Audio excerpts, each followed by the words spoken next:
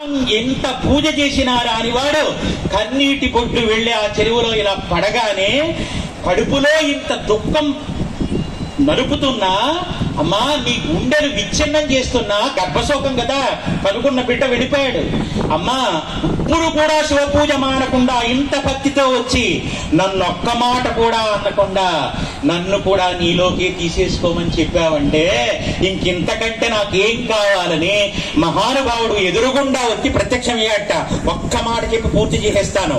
కపాలం త్రిశూలం కరాభ్యాం దదాన పదాంబోజనం రాయ కామందదానా బలివర్తయానాం సురానాం ప్రధానాం శివం శంకరం శంభుమీశాన వీరే శరచందగాత్రం గణానంద పాత్రం త్రినేత్రం పవిత్రం గణేశస్య మిత్రం అపర్ణా కళత్రం సఖా సచ్చరిత్రం శివం శంకరం శంభుమీశాన వీరే స్వయం యప్రభాతే నరశూలపాణే పటే క్షోత్రరత్నం ఇహ ప్రాప్య రత్నో.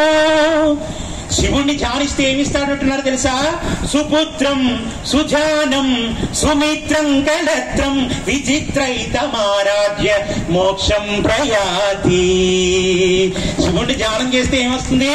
సుపుత్రం సుజానం సుమిత్రం కళత్రం విచిత్రైతమారాధ్య మోక్షం ప్రయాతి అన్నారు. అంత జ్ఞాని మహానుభావుడు ఎదురుకుండా వచ్చన్నట్ట, అమ్మా ఈ తప్పు నా వల్ల జరిగింది కాదు, నీ తోడ పుట్టిందే చేసిందమ్మా. నీకు ఇంత దుఃఖాన్ని కల్పించిన ఆవిడ్ని ఈ త్రిశూలంతో ఒక్కసారి సంహారం చేస్తానన్నట్ట. అనగానే మళ్ళీ కాళ్ళు పట్టుకుని గుష్మ ఏమందో తెలుసా అండి? ఈ ఒక్క మాట బాగా ఆలకించండి.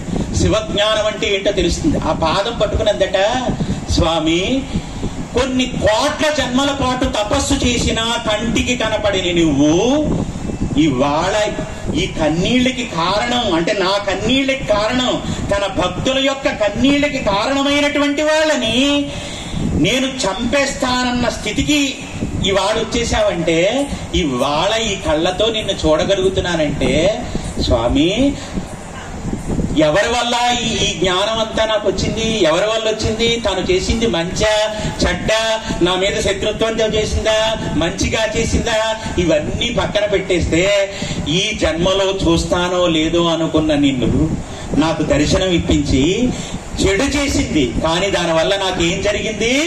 మంచే జరిగింది.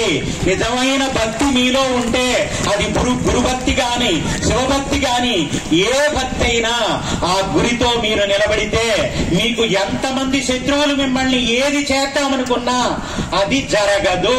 ఎందుకో తెలుసా? శివుడు కూడా ఆశ్చర్యపోయన్నట్ట, పంచభూతాలని ఇక్కడ పెట్టుకుని అషడ్వర్గాల్ని నియంత్రించుకున్న నాకు కూడా కోపం వస్తుందే, నీకు కోపం రావట్లేదా అన్నట్ట. నాకు కోపం రావటం లేదు, నీ సాక్షాత్కారం చేత నీ జ్ఞానం చేత నాకు ఆనందమే తప్ప అసలు కోపము క్రోధము ఇవన్నీ శివ అన్న స్మరణ ఒక్కసారి మనస్సులోకి కలిగిన నాడే అన్నీ నా నుంచి తొలగిపోయాయి మహానుభావ అని సాష్టాంగ నమస్కారం చేసిందట. అదిగో ఆ రోజున ఆవిడ భక్తికి మెచ్చి పిల్లవాడిని అనుగ్రహించాడు. తిరిగి మళ్ళీ పిల్లవాడు బ్రతికొచ్చేశాడు. కానీ అక్కడ విరిసిన జ్యోతిర్లింగం పేరేంటో తెలుసా? ద్వాదశ జ్యోతిర్లింగాలలో చిట్ట చివరి జ్యోతిర్లింగం గుష్మేశ్వర జ్యోతిర్లింగము. అంటే తన భక్తురాలి యొక్క పేరుతో అక్కడ జ్యోతిర్లింగమై నిలబడ్డాట. జ్యోతిర్లింగమై నిలబడ్డం అంటే ఏంటో తెలుసా? జ్ఞానంతో నిలబడటమే జ్యోతిర్లింగంగా ప్రకాశించడము. ఆ శివజ్ఞానము ఏ రోజున మీకు ఎరుకపడుతుందో ఆ రోజున నిజంగా మీరు ఎక్కడ ఉన్నా అలాంటి మంగళాన్ని పొందుతారు. కాబట్టి ఇవాళ నేను కొంచెం సమయాన్ని తీసుకున్నా, మీరందరూ ఇంత ఎదురు చూసి కూర్చున్నందుకు గాను మీ అందరికీ ఆ గుష్మేశ్వరుని యొక్క దివ్యానుగ్రహం కలగాలని మరొక్క మారి ఎప్పుడైనా అవకాశం చూసుకుని కలుసుకునే ప్రయత్నం చేద్దాం. అది కూడా మహానుభావులు ఆ పత్రిజీ గారు మాత్రమే అలాంటి అవకాశాన్ని మనందరికీ ఇవ్వగలరని మరొక్కసారి మళ్ళీ వారికి జై జైలు అర్పిస్తూ శభాష్ పత్రిజీ శుభాష్ పత్రిజీ. అందుకని వారికి నమస్కారం చేస్తూ స్వస్తి శ్రీ ప్రజాపి పరిపాలయంతాం న్యాయేన మార్గేణ మహీమహీసం గోబ్రాహ్మణామచ్చు సోమచ్చు నిత్యం లోకా సమస్త సుఖినో భవంతు. స్వస్తి. ఇంత అద్భుతమైన ప్రవచనాన్ని అందించినటువంటి మన స్వామీజీకి మనం సత్కారం చేసుకుందామా?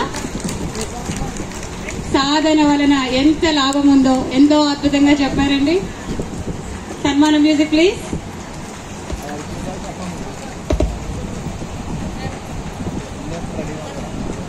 అప్పటి వరకు మనం స్వామీజీని ఎలా సత్కరించుకుందాం?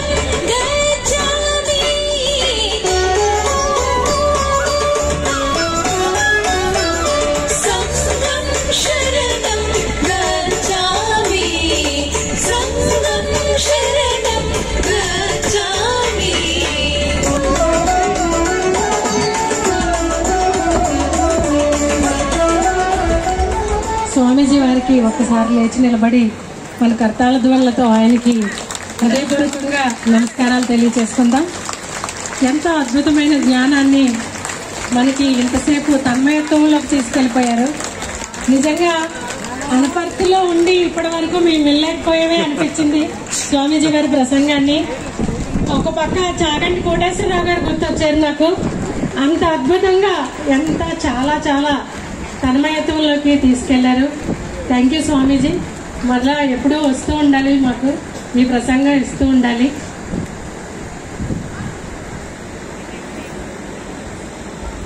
మరి తదుపరి కార్యక్రమంలోనికి వెళదామా?